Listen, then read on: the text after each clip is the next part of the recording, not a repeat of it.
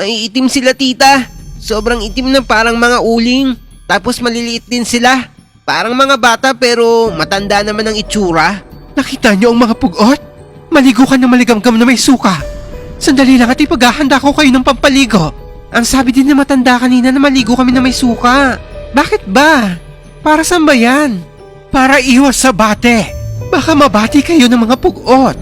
Story time.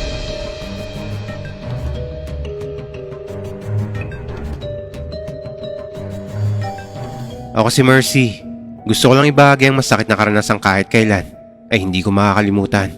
Nangyari to taong 1998 sa liblib na bayan ng Isabela. Namatay noon ang biyanan kong babae, kaya napaliwas kami sa probinsya ng 10 taong gulang kong anak na si Benji. Nauna lang kaming bumiyahe dahil may mga aasikasuhin pa ang asawa ko sa trabaho niya. Gusto kasi ng asawa ko na mauna na kami para may makatulong ang hipag ko sa pag-aasikaso sa burol. Minsan na ako nakapunta doon, kaya kabisado ko naman ang biyahe kahit kami lang ng anak ko. Nataon namang bakasyon sa eskwela, kaya isinama ko ng anak ko para wala na rin po problemahin ng asawa ko kapag bumiyahe na siya papunta doon. Pagbaba namin ng bus, ay naglakad pa kami ng konti papunta sa paradahan ng jeep. Hindi pa sibilisado ang baryo na to noon, kaya hindi pa sementado ang daan. Ang nagsisilbing palengke nila ay may bubong na pinagtagpi-tagpi ng sako. Nakahilera ang mga nagtitinda rito sa gilid ng daan. At sa hindi kalayuan, ay nakahinto ang isang pampasaherong jeep na punuan kong bumiyahe. Binilisan ko ang paglalakad dahil baka maubusan kami ng pwesto. Tanghali pa kasi ulit darating ang susunod na jeep na babiyahe. Nang pasakay na kami ng jeep, ay kinalabit ako ng anak ko. Tapos may itinuro siya sa puno ng akasya. May mga nagkukumpulang kasing negrito doon na para bang nagmamasid sa paligid. Nakabahag sila kaya iniisip kong baka katutubong nakatira sa bundok at bumaba lang para magtinda ng mga gulay. Mama, tingnan mo yung mga tao doon, oh. Bakit ganun ang itsura nila? Para silang mga uling tapos maliliit pa sila. Tao po ba sila o halimaw? Hoy bata! Huwag kang nagtuturo kung ayaw mong mapahamak! Teka lang po, huwag naman po niyong tinatakot ang anak ko. Hindi ko siya tinatakot. Binabalaan ko lang siya. Sinisigawan niyo na po yung bata eh. Mamaya mabati niyong anak ko. Wala naman siyang ginagawang masama. Nagtatanong lang naman siya sa akin. Tingin mo ba ay mabuti ang ginagawa niyang pagturo sa mga tao? Abay turuan mo ng tamang asal ang anak mo. Hindi magandang pag-uugali ang basta na lang nanduduro ng kapwa mo. Curious lang naman po ang bata. Kaya nagtatanong. Nakakapagtaka naman po talaga ang itsura nila. Ano po ba sila? Mga ita? Pagapugot sila. Ayaw nilang tinuturo sila o kaya pinag-uusapan. Kaya ikaw bata, kagatin mo yung daliri mong ipinanturo mo sa kanila kung ayaw mong putulin nila yan. Ama, totoo po ba yun? Puputulin nilang daliri ko? Hindi anak, huwag kang matakot. Kayo naman po lolo. Huwag naman po niyong takutin ng bata. Normal lang naman sa kanilang magtanong kung may mga bagay silang gustong malaman. Bahala kayong mag-ina. Taga rito ko. Kung ayaw niyong maniwala sa akin ay bahala kayo. Sumakay na kayo at nangangawit na ako rito. Napapailing na sumakay na lang kami ng jeep nito. Kinandong ko na si Benji dahil talagang siksikan na. Kahit mga pinamili ng tao ay nagsisiksikan sa loob ng jeep. Para na kaming sardinas dito. Mama, ang hirap naman po rito. Ang dami pong tao. Konting tiis anak. Makakarating din tayo kala lola mo. Mama, tinitignan ako ng lalaking maitim sa kapandak sa labas, oh. Nakakatakot siya, mama. Huwag ka na lang tumingin sa labas ng bintana, anak. Matulog ka na lang muna. Takluban mo na itong tela ang anak mo. Teka nga po, lolo. Ano po ba yung ginagawa nyo? Nagtataka ako sa matandang lalaki na kasabay namin. Dahil kanina pa niya kami pinapakailamang mag-ina. Itinaklob niya kay Benji ang dala niyang balabal. Napakainit nga ng panahon. Tapos siksikan pa kami rito. Para hindi siya babate. Agaw pansin ng anak mo dahil mukhang dayot maputi. Galing pa kayo ng Maynila, tama? Pasensya na po kay lolo. Pero ang init po ng panahon at siksikan pa tayo rito. Teka nga. Manong driver! Hindi pa ba tayo aalis? Puno na ang jeep ah. Nako, hindi po. Marami pang pasaherong parating. Hindi ba pwedeng sa susunod na jeep na lang siya sasakay? Huling biyahe na po ito ngayong araw. Kaaga naman. Hindi ba may isa pang jeep na babiyahe mamaya? Araw ng tiyenda ngayon. Kaya maagang dumating ang isang jeep kanina. At maaga rin bumiyahe pabalik. Iniiwasan kasi ng mga tao ang mga pugot. Lalo na sa ganitong araw dahil lumalabas sila sa lunggaan nila. Hindi na lang ako sumagot sa matanda kahit hindi ko siya naiintindihan. Ito ang ayaw ko kapag umuwi sa probinsya ng asawa ko. Napahirapan ang biyahe, lalo na't papasok pa ang baryo nila. Liblib talaga kaya punuan ng jeep kapag bumiyahe. Kahit nga sa bubong ng jeep ay may mga nakasakay na rin. Tapos ang daan ay lubak-lubak pa. Kaya kapag tag-ulan dito, maputik. Pero kapag tag-init naman, sobrang maalikabok. Ineng, pag uwi nyo, paliguan mo na maligamgam na may suka ang anak mo. Tumango na lang ako sa matanda at hindi na umimik pa. Pagod na kasi ako sa biyahe at sobrang stress pa. Kaya wala na akong lakas para makipag-usap sa hindi ko kakilala. Pagdating namin sa bahay, ay nakaayos na ang burol ng biyanan ko. Marami naman daw tumulong ng mga kapitbahay. Ang anak ko'y nagkwento kagad sa tita niya tungkol sa kakaibang taong nakita namin kanina. May itim sila, tita. Sobrang itim na parang mga uling. Tapos maliliit din sila. Parang mga bata pero matanda naman ang itsura. Nakita niyo ang mga pugot? Maligo ka ng maligamgam na may suka. Sandali lang at ipaghahanda ko kayo ng pampaligo. Ang sabi din na matanda kanina na maligo kami na may suka. Bakit ba? Para saan ba yan? Para iwas sa bate. Baka mabati kayo ng mga pugot. Ang paniniwala kasi sa amin dito, hindi sila mga tao. Mga espiritu sila ng kalikasan. Pero sabi-sabi, dati raw silang mga tao. Kaya minsan ay gumagala sila at nakikisalamuhan na parang normal na tao. Sensitibo sila. Ayaw nilang tinitignan o kaya tinuturo sila. Kasi ang pakiramdam nila ay nilalait mo ang kanilang itsura. Ala tita, totoo po ba ang sabi ng matanda na kapag tinuro ko sila, ay puputulin nila ang kamay ko? Bakit? Tinuro mo ba sila? Naku Benji, maligo ka dun sa tubig na may suka. Bakit ba kasi nagtuturo ka? Naku, natatakot yung bata kanina pa. Baka sa takot magkasakit yan. At hindi dahil sa mga pugot o kung anumang mga nilalang sila. Hindi ko pa nakikita ang mga pugot na yan. Kahit na dito ako nakatira. Akala ko nga mga urban legend lang yan eh. Pero mabuti nang nakakasiguro tayo. Kaya sundin na lang natin ang matatanda. Wala namang mawawala kung susunod tayo. Matapos magpahinga saglit, ay naligo na rin kami ni Benji. Hindi na ako kumontra dahil talagang nangangati na ako sa dami ng alikabok na kumapit sa akin. Kinagabihan nito ay nagising ang anak kong umiiyak. Ako ang bantay nito sa kabaong nang lapitan niya ako para sabihing sobrang sakit ng tiyan niya. Akala ko'y gutom lang pero hindi rin siya makakain nito. Nang kapain ko ang noo niya ay napakainit nito. Mukhang nabigla ang katawan mo sa layo ng biyahe ah. Dito ka lang at hihingi ako ng gamot sa tita mo. Mama, nandito sila. Sinong sila? Mga pugot po. Nakita ko sila dun oh. Tinignan ko ang tinuro ng anak ko sa labas ng bintana.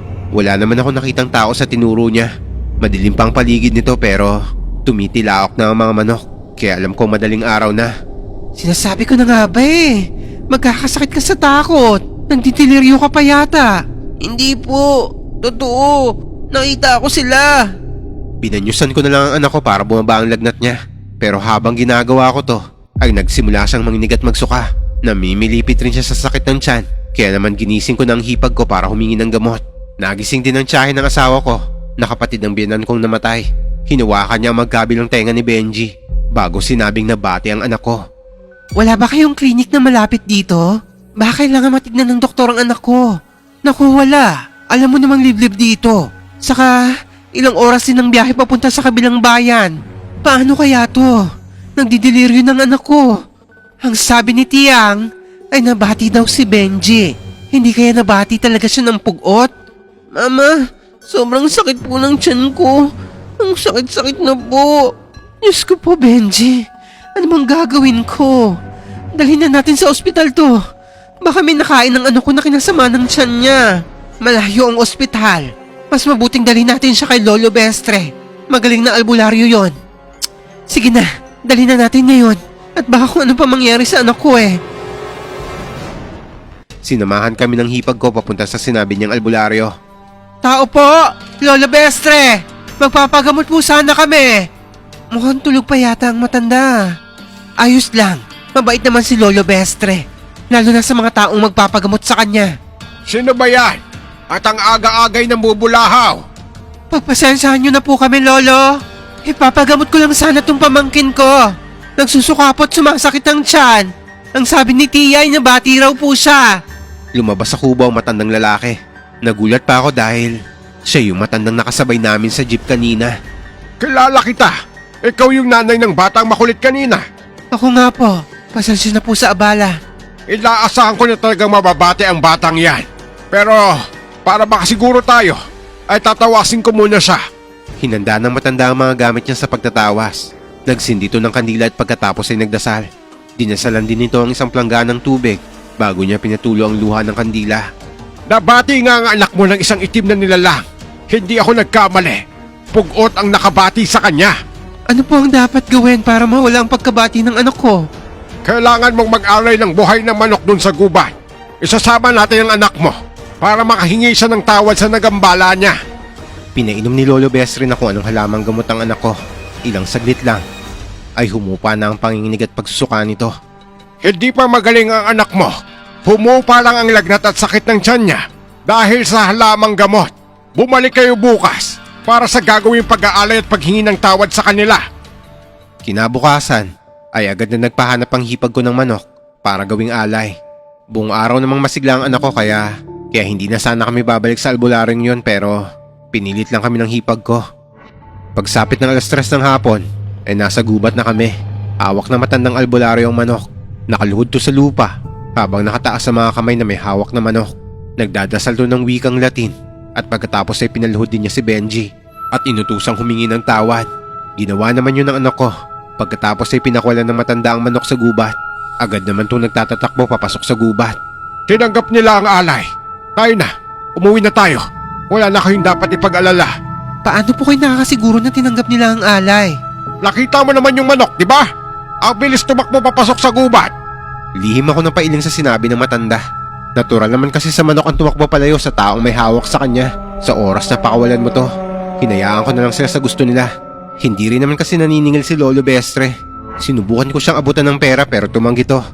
Benji, matuto ka na sa nangyari sa'yo. Huwag kang basta-basta magtuturo ng tao. Lalo na kung hindi mo kilala. Dahil hindi mo alam kung anong iniisip nila. Opo, Lolo Bestre. Salamat po. Naging maayos naman ang lagay ng anak ko makalipas ang 3 araw. Nakakapaglaro na siya kasama ang mga pinsan niya. Pinagbabawalan lang sila ng matatanda na pumunta sa gubat dahil baka maengkanto raw sila. Delikado raw lalo na baka raw mapagkatuwaan ulit si Benji. Kaya pinagsabihan ko rin ang anak ko nito. Pero minsan, ang mga batay sadyang may katigasan ng ulo. Masyado kaming abala sa lamay nito, lalo na't madaming nagsipag-uwi ang kamag-anak. Ang asawa ko naman ay darating sa 5 araw ng burol. 9 na araw kasing paglalamayan ng biyanan ko bago ilibing. Kaya matagal-tagal din na magiging bakasyon namin. Dahil abala nga kami sa mga nagsipagdatingang kamag-anak ay hindi namin napansin ang mga batang nagsisipaglaro. Hapon na, nang mapansin kong wala yung mga bata sa paligid namin. Munti ko nang ipahanap sila pero bigla ko namang natanaw si Benji at mga pinsan niya na pauwi na. Benji, saan ba kayo pumunta at bakit ang dudungis nyo? Pagod na pagod kayo ah. Yan lang po ma, naglaro lang kami ng abulan. Sigurado ba kayo? Baka naman pumunta kayo sa gubat. Naku, malilintikan kayo sa aking mga bata kayo. Hindi po tita, yan lang po kami naglaro sa malapit. Sige na anak, maligo na kayo at magbihis. Maghahapunan na tayo. Pinagsawalang bahala ko ang nangyaring to. Dahil normal naman sa mga bata ang malibang sa paglalaro. Pagsapit ng gabi, ay nagkatabi kaming matulog ng anak ko. Dahil ilang gabi na rin naman akong puyat sa pagbabantay. Bala kong gumising na maaga nito para palitan yung nagbabantay sa kabaong ng hipag ko. Pero sa kalagitnaan pa lang ng gabi, ay nalipungatan na ako sa mga ungulat daing ni Benji. Parang nasasaktan siya na hindi ko maintindihan. Benji, gumising ka. Nananaginip ka yata anak. Patuloy lang siya sa pagdaing kaya bagya ako ng tinapik ang pisngi niya. Dito ko naramdamang sobrang init niya. Para siyang nagdidiliryo. Sa sobrang pag-aalala ay binuhat ko na siya. Pero lalo siyang napadaing sa sakit nang mahawakan ko ang likod niya. Aray! Nagtataka ako sa naging reaksyon niya nito. Kaya itinagilid ko siya ng higa bago ko inilis pataas ang t-shirt niya. Dito ko nakita ang madaming pasa at bukol sa likuran niya. Diyos ko po, Benji! Ano nangyari sa'yo, anak? Hindi ko napigilang mapataas ang boses ko. Nagising ang mga kasama namin sa kwarto, pati na ang tiyahin ng asawa ko. Ipinakita ko sa kanila mga pasa at bukol sa likod ng anak ko. Ang sabi ng matandang tiyahin nila ay nakadaldala pusto, na ang ibig sabihin sa Tagalog ay nakagambala siya ng mga nilalang na hindi nakikita. Hindi ko alam kung anong gagawin ko, lalo na't nakikita ko naghihirap ang anak ko dahil sa iniindan niyang sakit. Sobrang layo naman dito ng ospital at wala pa kaming masakyan nito. Kaya kumapit na lang kami ulit sa albularyong si Lolo Bestre.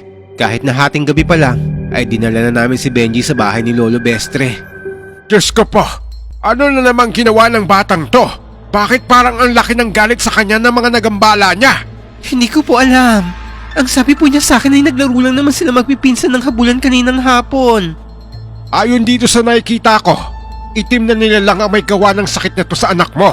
Mga pugot na naman po ba? Hindi po ba ang sabi niyo tinanggap na nila ang alit ang paghihinang tawad ng anak ko sa kanila? Bakit ayaw pa nilang tigilan ng anak ko? Susubukan kong kausapin sila para malaman ko ano ang nangyari. Lolo Bestre, parang awa na po niyo. Iligtas niyo po yung anak ko. Gagawin ko ang makakaya ko, pero sa ngayon ay magtiwala ka muna sa akin. Sige po. Kung ano-anong ritual ang ginawa ng albularyo sa anak ko, itinali pa niya ang kamay at mga paa ng bata. Gusto ko sanang pigilan to, pero sinaway ako ng hipag ko at sinabing magtiwala ako kay Lolo Bestre. Kaya hinayaan ko ang matanda sa ginagawa niya. Nagdasal siya hanggang bigla na lang dumilat ang anak ko na nanlilisik ang mga mata. Sinubukan magwala ng anak ko pero napipigilan ng tali ang mga kamay niya hanggang sa kinausap siya ni Lolo Bestre. At ang ikinagulat ko ay iba ang boses ng anak ko nang magsalita siya. Parang hindi boses ng bata. Gusto ko lang malaman ang dahilan kung bakit niyo pinahihirapan ang batang to. Wala kang pakialam, tanda. Nagkasala sa amin ang batang to, kaya magbabayad siya. Masyado namang masakit ang parusang ibinigay niyo sa kanya. Nag-alay na kami ng buhay ng manok at humingi na rin siya ng tawad. Kaya sana naman ay patawarin niyo na ang bata. Kung sino man ang nagawa ng anak ko ng masama, ako na ang humihingi ng tawad sa inyo. Bata pa po ang anak ko at hindi pa niya alam ang ginagawa niya. Maawa po kayo sa bata. Walang kapatawaran ang ginawa ng batang to. Buhay ang inutang niya. Buhay din ang kabayaran. Pumikit si Benji at natigil ang pagwawala niya. Nang gisingin siya ni Lolo Bestre, ay hindi na siya magising. Ano po nangyari sa anak ko? Nakatulog lang siya dahil sa pagod. Tatapatin na kita, Mercy. Hindi madaling kalaban ng mga pugot. Malupit sila at hindi madaling magpatawad. Kung hindi sila makuha sa pakiusap at sa alay, wala na akong magagawa para matulungan ang anak mo. Po, ano pong gagawin ko?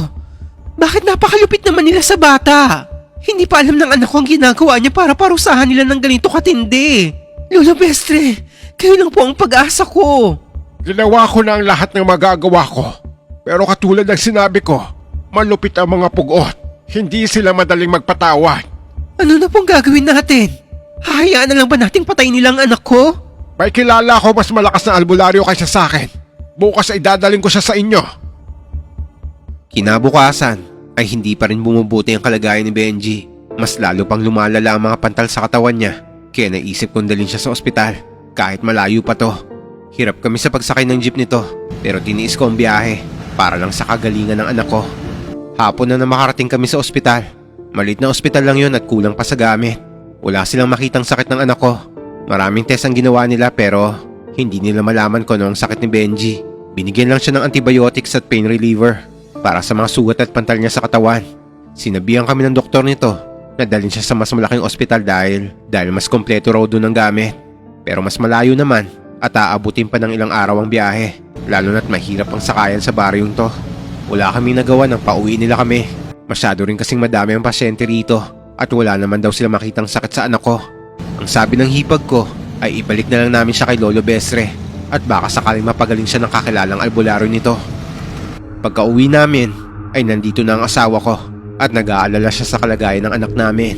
Nadatnan na rin namin dito si Lolo Bestre kasama ang sinasabi nitong albularyo. Mercy, ano ba nangyari sa anak natin? Bakit nagkaganyan siya? Pinarusahan daw ng mga pugot, John. Iuwi na natin si Benji. Mas madaming magagandang ospital sa Maynila. Hindi gagaling ang anak niyo kung aalis kayo nang hindi siya nagagamot. Kasama ko na si Kapilo. Mas mataas ang aral niya kaysa sa akin. Kaya siya ang makakatulong sa inyo. Matagal ko nang naririnig ang mga pugot na yan. Panakot yan sa amin ng mga bata pa lang kami. Hindi basta panakot lang ang mga pugot. Kaya ganyan sila kabagsik.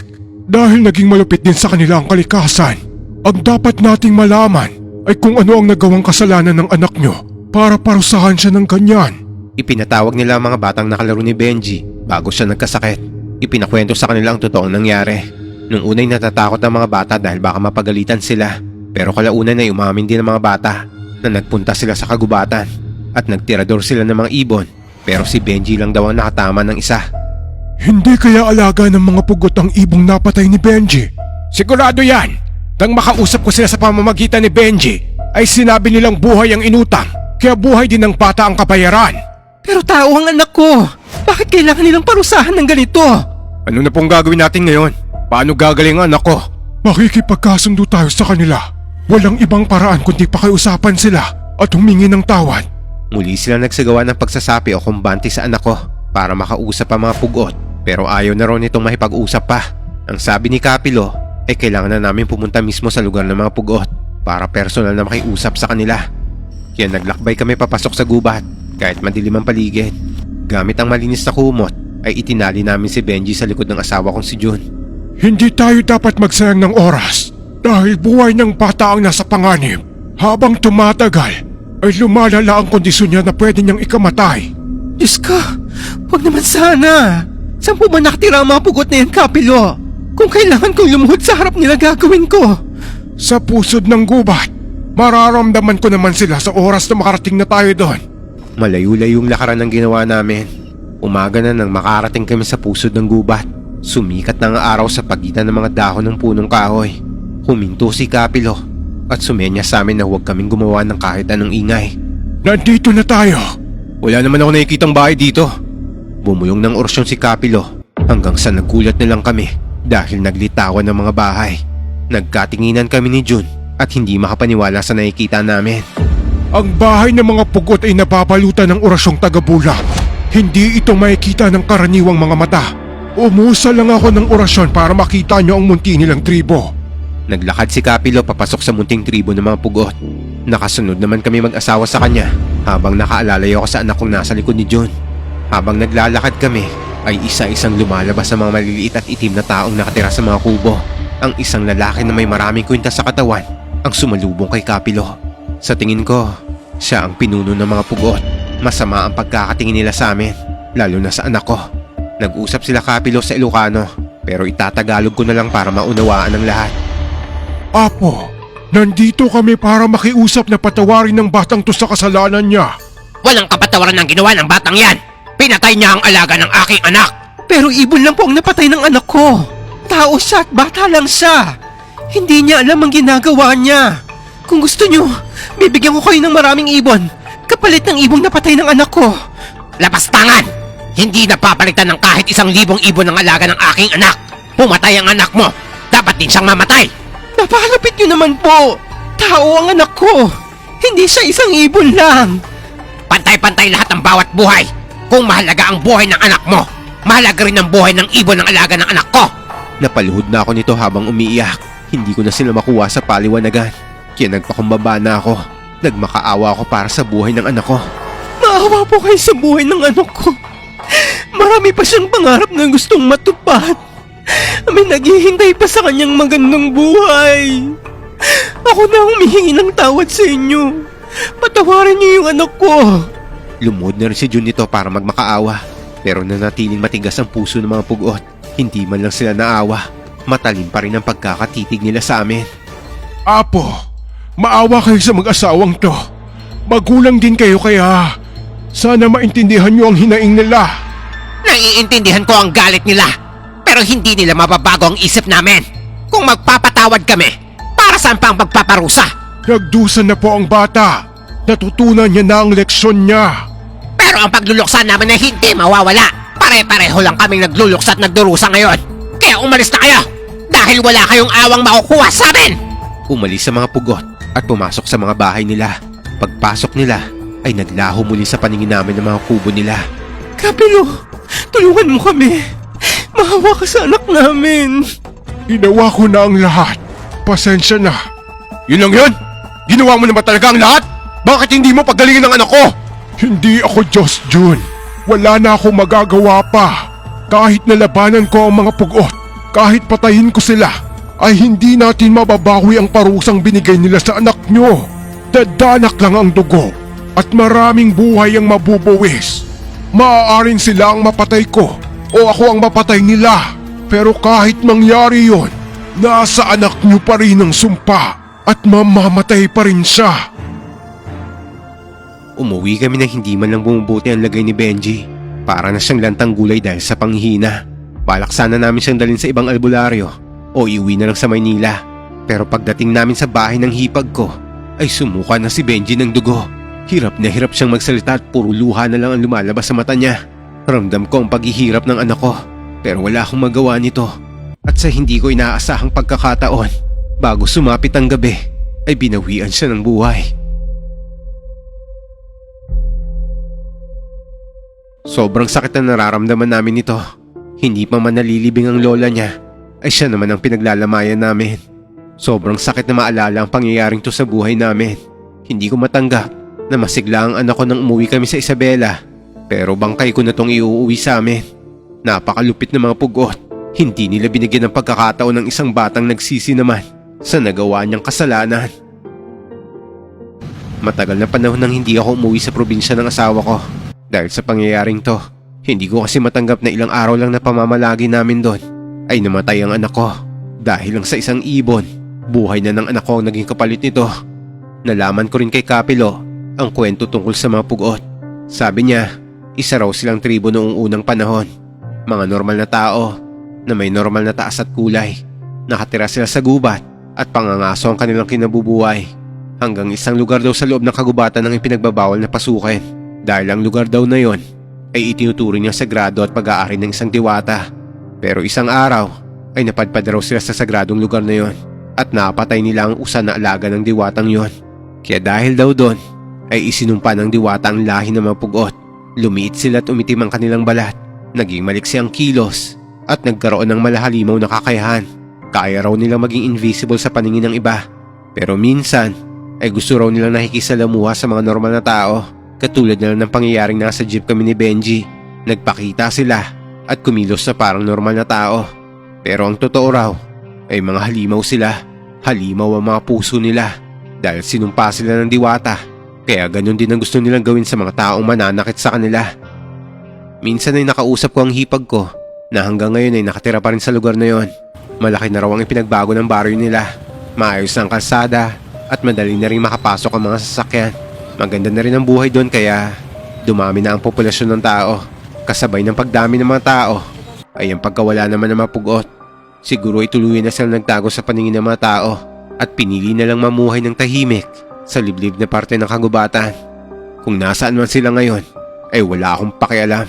Mas gusto ko pa sanang maubos ang lahi nilang mga hayop sila para wala na rin silang masaktan at mapatay na bata o tao. Sa ngayon ay maayos na ang buhay ng pamilya ko. Nagkaroon pa kami ng 2 anak ni June. Ang isa'y graduate ng kolehiyo at ang isa'y kasalukuyang nag-aaral pa. Pero kahit ganito ay hindi ko pa rin nakakalimutan ng panganay kong si Benji. Palagi pa rin namin siyang inaalala ng asawa ko. At hanggang ngayon ay hindi pa rin nawawala ang sakit sa puso ko. Hindi ko pa rin makalimutan ng dahilan ng pagkamatay niya. At yun ay dahil lang sa napakalupit ng parusa ng mga pugot. Pero dito ko rin natutunan na maniwala at makinig sa mga nakakatanda. Dahil porket hindi natin nakikita at nararanasan, ay babaliwalain na lang natin ang babala at bili nila. Tama sila, wala namang mawawala kung susundin natin sila. Dahil ang gusto lang naman nila ay protektahan tayo sa mga sumpa ng nilalang na hindi natin nakikita.